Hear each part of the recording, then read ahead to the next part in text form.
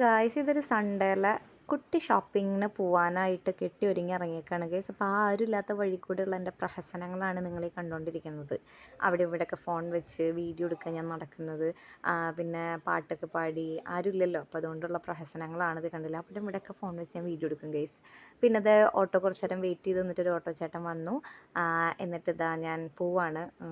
ഇങ്ങനെ വീഡിയോ ഒക്കെ എടുത്ത് ഞാനിതാ കല്യാൺ ഹൈപ്പർ മാർക്കറ്റിലെത്തിയിരിക്കുകയാണ് കേസ്. അപ്പം ഞാൻ വേദുവിനുള്ള സ്ലേറ്റ് പെൻസിൽ, വാഷ് ചെയ്യാനുള്ള ലിക്വിഡ്, പിന്നെ പാസ്ത, സ്പ്രെഡ്, അങ്ങനെയുള്ള 1-2 സാധനങ്ങൾ, ചോക്കോസ്, അത് ഇതൊക്കെ എടുത്ത് നേരെ നമ്മുടെ വെജിറ്റബിളുടെ സെക്ഷനിൽ വന്ന് പാല്, വെജിറ്റബിൾസ്, ചീസ്, അങ്ങനത്തെ കുറച്ച് സാധനങ്ങളൊക്കെ മേടിച്ച് ഞാൻ നേരെ ബില്ല് ചെയ്ത് ഞാനിവിടെ ഈ ഒരു സഞ്ചിയും വെച്ച് ഞാനിവിടെ ഇവരുടെ കഫേയിൽ വന്നിരിക്കുകയാണ്. അപ്പോൾ അവിടെ നല്ല ചൂട് പഞ്ചാബി സമൂസ, അങ്ങനെ എന്തോ ഒരു സമൂസ ഉണ്ടായിരുന്നു. എനിക്കിങ്ങനത്തെ north Indian items, chaat items ഒക്കെ ഭയങ്കര ഇഷ്ടമാണ് ഗൈസ്.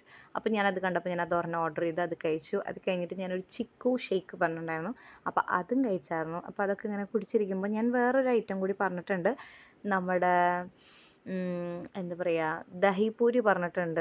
ഞാനിതിന് മുന്നേ ഇവിടെ നിന്ന് ഒരു വട്ടം കഴിച്ച ദഹിപൂരി എനിക്ക് ഭയങ്കരമായിട്ട് ഇഷ്ടമായി. എനിക്ക് കൂടുതലും ഈ സ്ട്രീറ്റിൽ അങ്ങനെ ഉണ്ടാക്കുന്ന ബയ്യന്മാരുണ്ടാക്കുന്നതാണ് ഇഷ്ടപ്പെട്ടത്. പക്ഷെ അതൊട്ടും ഹൈജീനിക് അല്ല എന്ന് പറഞ്ഞാൽ എന്നോട് മേടിക്കാൻ സമ്മതിക്കാറില്ല.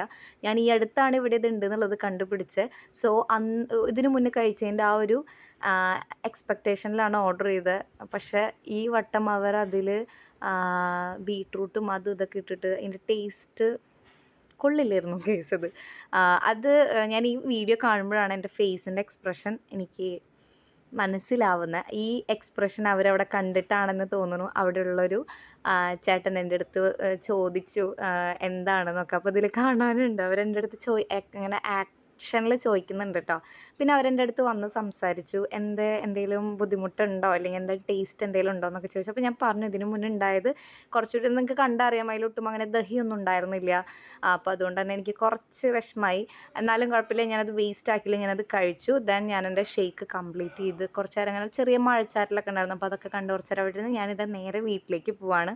ഇന്നിപ്പോൾ ഞാൻ ആഗ്രഹിച്ച എന്തെങ്കിലുമൊക്കെ നടന്നല്ലോ എന്നുള്ളൊരു സമാധാനത്തിലാണ് കേട്ടോ ഞാൻ സാധനങ്ങളൊക്കെ ആയിട്ട് വീട്ടിലേക്ക് പോണേ. കുറച്ച് നേരം എനിക്ക് കുറച്ച് സ്വസ്ഥമായി കഴിക്കാമായിരുന്നു.